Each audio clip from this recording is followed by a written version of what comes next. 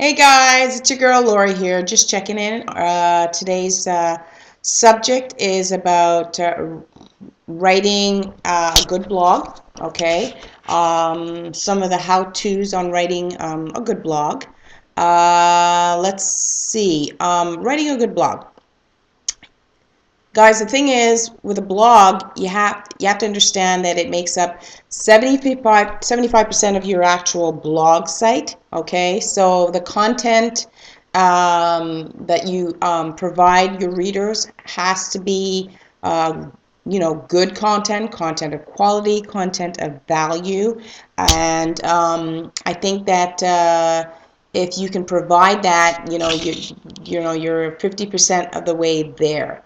That being said, however, you need to have structure, okay? The structure and one of the most important parts of your blog is that no matter how good your content is, okay, if you don't have a great title and introduction, okay, you are not going to capture that reader. You're not going to give the reader a reason or a reason to want to check out what you have to offer. So it's important then that the title in your blog and the intro is something of that's going to say, wow, oh, I wonder what that's all about. I got to check that out. So what you're using to lure them in, what you're using to hook them, okay, that part, the intro, is very important. So once you captivate them with a nice intro, then you got the body part, okay?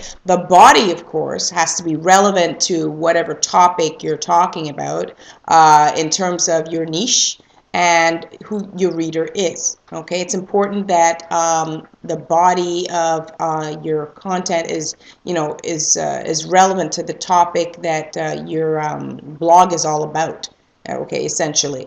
Part of that is, you need to elaborate, okay, on what your intro was, okay. So now that you're including the body part of it, what it entails is you need to elaborate on what you have told them in your intro.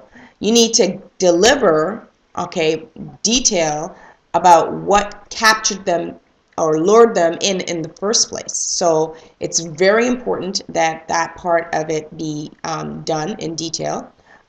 In terms of relating to your audience, be yourself.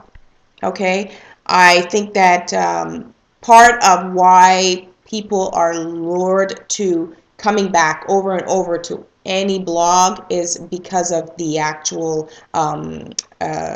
author themselves. If they can relate to you, then they'll come back.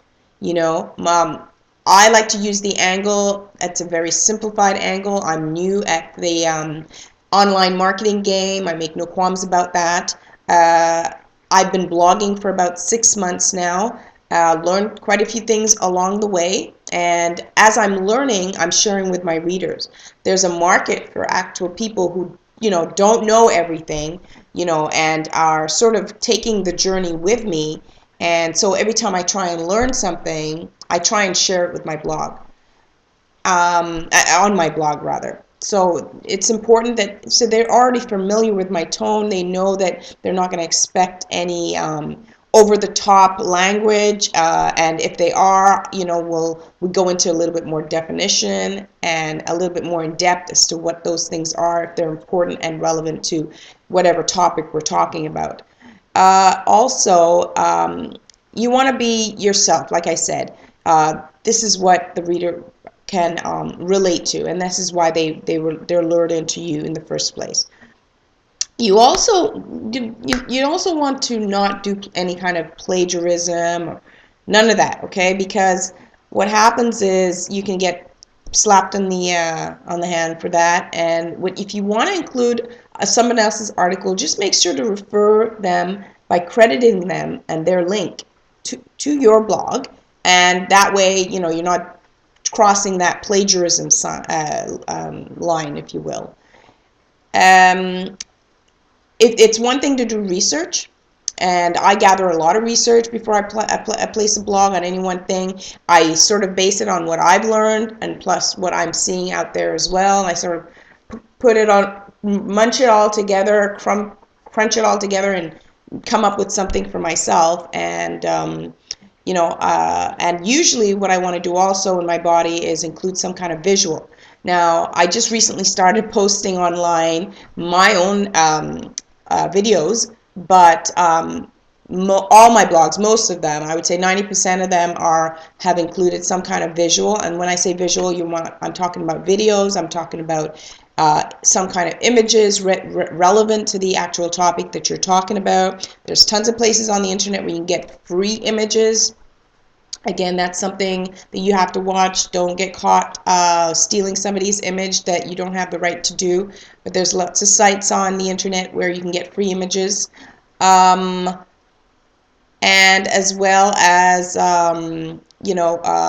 places where you can go to get content. Okay, so just make sure to mix it up a little bit and make it your own. And last but not least is your conclusion, of course. Your conclusion could be, closing words to the reader about the topic, as well as or a call to action, like for more information, register at the link below, click the link below.